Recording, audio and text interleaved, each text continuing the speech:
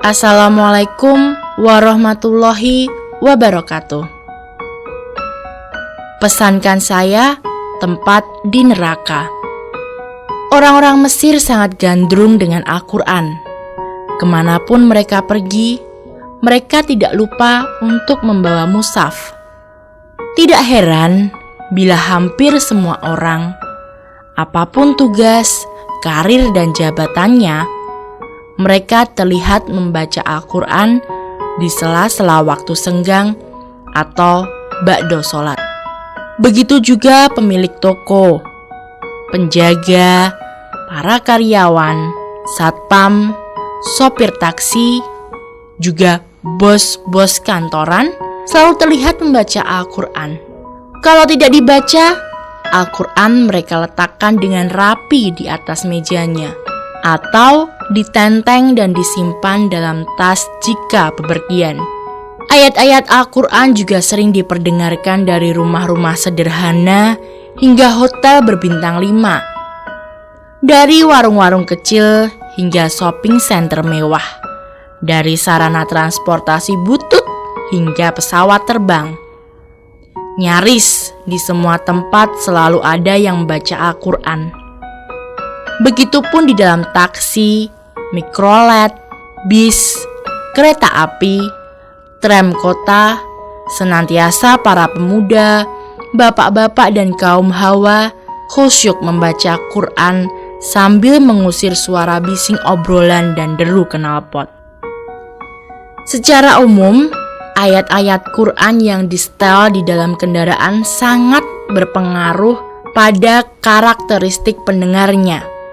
Normalnya, para penumpang malu untuk berbuat hal-hal yang tidak senonoh. Kendati begitu, tetap saja ada saja pemandangan yang di luar dugaan. Misalnya, gara-gara ada copet, akhirnya copot seluruh isi dompet. Atau ada saja yang berbuat ricuh di dalam bus lantaran rebutan tempat duduk. Tak setuju tarif, perempuan disenggol laki-laki nakal dan sebagainya. Sementara pembaca Al-Quran tetap anteng dan adem ayem. Pemandangan lain yang di luar dugaan juga terjadi di musim panas. Dalam perjalanan menuju Alexandria, kota pantai yang bersejarah itu, ada seorang gadis yang berpakaian sangat minim, bahkan tipis dan tembus pandang. Semula dia tidak kebagian tempat duduk. Akhirnya dia berdiri dan terlihat oleh semua penumpang. Kebetulan seorang syekh mencoba mengingatkan, tapi tidak digubrisnya. Musim panas merupakan ujian yang cukup berat, terutama bagi muslimah untuk tetap mempertahankan pakaian kesopanannya. Gerah dan panas tak lantas menjadikannya menggadaikan etika. Berbeda dengan musim dingin. Dengan menutup telinga dan leher, kehangatan badan bisa terjaga. Jilbab memang memiliki multifungsi. Dalam sebuah perjalanan yang cukup panjang dari Kairo ke Alexandria di sebuah mikrobus, ada seorang perempuan muda berpakaian kurang layak untuk dideskripsikan sebagai penutup aurat karena menantang kesopanan. Ia duduk di ujung kursi dekat pintu keluar. Tentu saja dengan cara pakaian seperti itu mengundang perhatian, kalau bisa dibahasakan sebagai keprihatinan sosial. Seorang bapak setengah baya yang kebetulan duduk di sampingnya mengingatkan bahwa pakaian yang dikenakannya bisa mengakibatkan sesuatu yang tak baik bagi dirinya sendiri. Di samping itu, pakaian tersebut juga melanggar aturan agama dan norma kesopanan.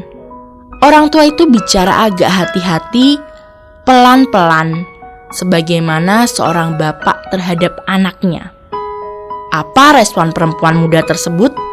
Rupanya dia tersinggung. Lalu ia ekspresikan kemarahannya karena merasa hak privasinya terusik. Hak berpakaian menurutnya adalah hak prerogatif seseorang. Jika memang Bapak mau, ini ponsel saya, Tolong pesankan saya tempat di neraka Tuhan Anda." Sebuah respon yang sangat frontal. Orang tua berjanggut itu hanya beristighfar. Ia terus-menerus menggumamkan kalimat-kalimat Allah. Penumpang lain yang mendengar kemarahan si wanita itu kaget lalu terdiam. Detik-detik berikutnya suasana begitu senyap. Beberapa orang terlihat kelelahan dan terlelap dalam mimpi. Tak terkecuali perempuan muda itu. Lalu sampailah perjalanan di penghujung tujuan, di terminal terakhir mikrobus Alexandria. Kini semua penumpang bersiap-siap untuk turun, tapi mereka terhalangi oleh perempuan muda tersebut yang masih terlihat tidur, karena posisi tidurnya berada dekat pintu keluar.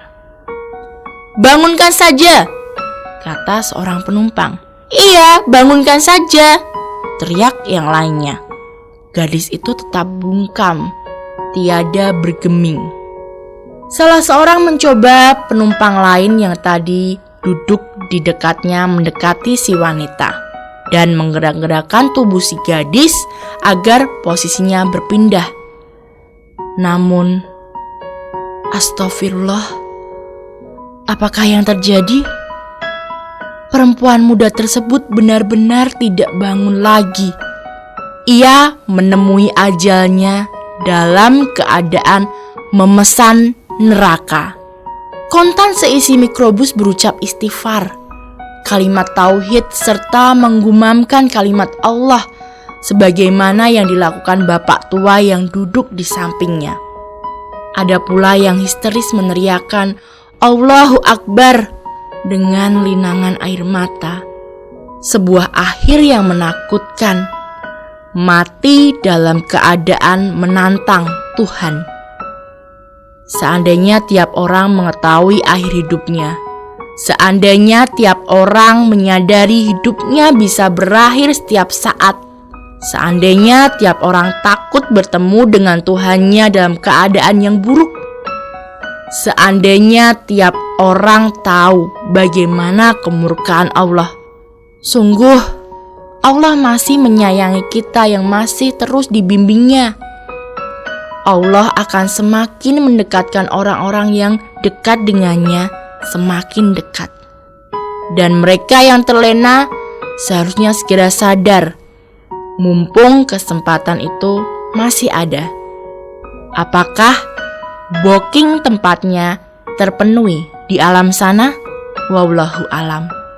Wassalamualaikum warahmatullahi wabarakatuh.